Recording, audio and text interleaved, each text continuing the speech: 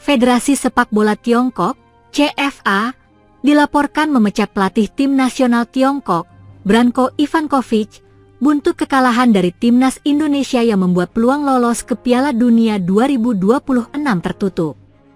CFA pun bergerak cepat mencari pengganti, dengan Shin Tae-yong masuk dalam opsi. Pemecatan dilaporkan terjadi setelah CFA melakukan pertemuan dengan pelatih Branko Ivankovic pada Jumat 13 Juni.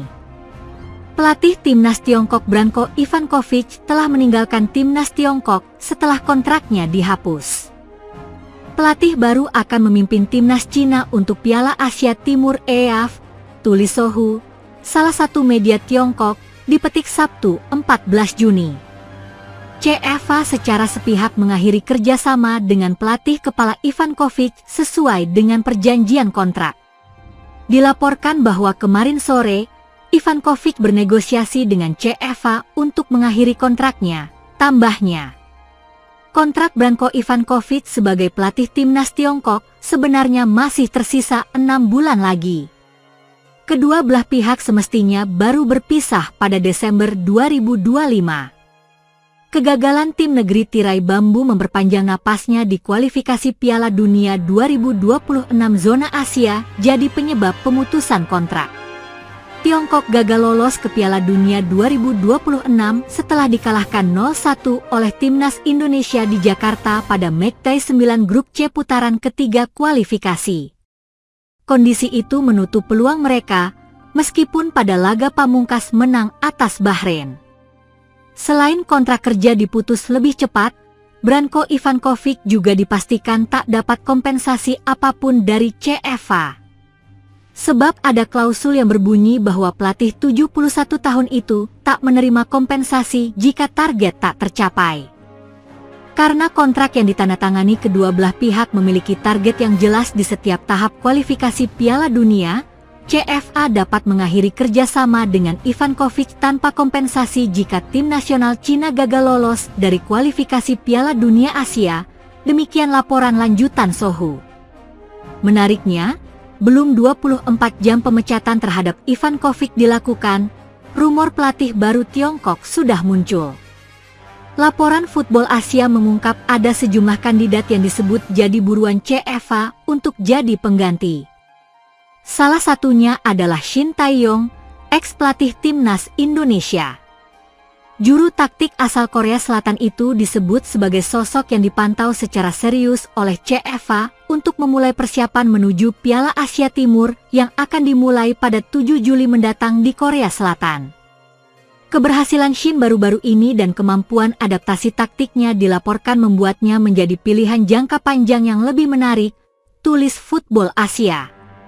Shin Tae-yong dianggap jadi sosok tepat berkat kesuksesannya membawa timnas Indonesia melaju ke babak 16 besar Piala Asia 2024 untuk pertama kalinya.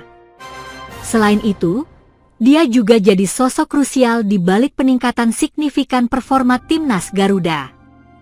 Timnas Indonesia U23 bersiap menghadapi Piala AFF U23 2025 dengan kekuatan yang tak bisa dianggap enteng, di bawah komando pelatih baru Gerald Van den Burg. Turnamen ini akan menjadi ajang unjuk gigi bagi skuad Garuda Muda setelah gagal lolos ke Olimpiade Paris 2024 usai kalah dari Guinea dalam babak playoff. Kini, tongkat estafet kepelatihan beralih dari Shin Tae-yong ke Van den Burg, yang sebelumnya menjabat sebagai asisten pelatih timnas senior bersama Patrick Kluivert. Van den Burg membawa harapan baru dan kemungkinan besar akan menyusun skuad penuh talenta dari pemain muda yang telah teruji di level internasional maupun domestik.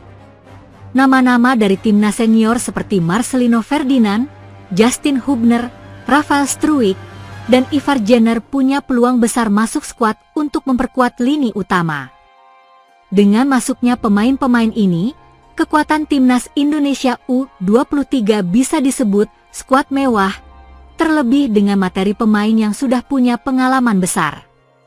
Di lini tengah, Arhan Fikri dan Ivar Jenner bisa menciptakan kreativitas dan kestabilan, memberikan keseimbangan dalam transisi menyerang dan bertahan. Cahya Supriyadi, yang tampil cemerlang di Piala AFF sebelumnya, diperkirakan kembali dipercaya sebagai penjaga gawang utama tim asuhan Vandenburg. Pertahanan kemungkinan akan diisi oleh kombinasi kuat antara Muhammad Ferrari, Justin Hubner, dan pemain naturalisasi muda, Dion Marks. Nama-nama seperti Jens Raven dan Doni Tri Pamungkas juga patut diawasi. Dua bintang muda ini terus menunjukkan perkembangan luar biasa dalam beberapa tahun terakhir. Sementara itu, Kakang Rudianto punya nilai plus setelah aksinya bersama Asian All Stars yang sukses meredam serangan Manchester United beberapa waktu lalu. Tim Gepens dan Dion Marks, dua pemain muda naturalisasi dari Belanda, juga berpeluang besar mencicipi atmosfer Piala AFF U23 karena tim U20 tak memiliki agenda aktif. Keduanya dinilai siap bersaing di lini belakang dan tengah untuk memperkuat kedalaman skuad Garuda Muda yang akan tampil sebagai tuan rumah turnamen. Pemain kunci lain seperti Rafael Struijk akan jadi andalan di lini depan, mengandalkan kecepatan dan naluri gol untuk membongkar pertahanan lawan.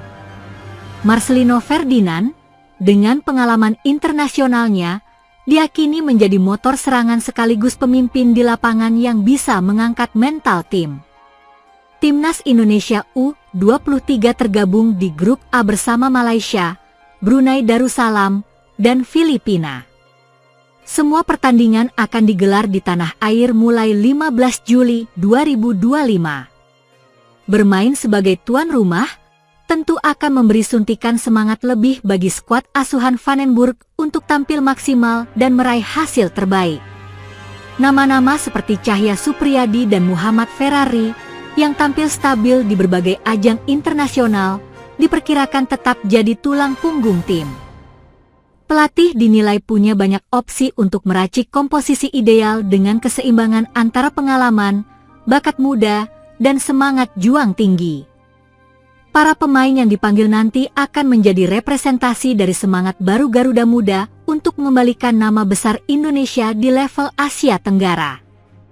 Prediksi line up untuk formasi 3-4-3 mencakup Cahya Supriyadi, Ferrari, Marks, Hubner, Kakang, Jenner, Arhan, Doni, Marcelino, Jens Raven, dan Struijk.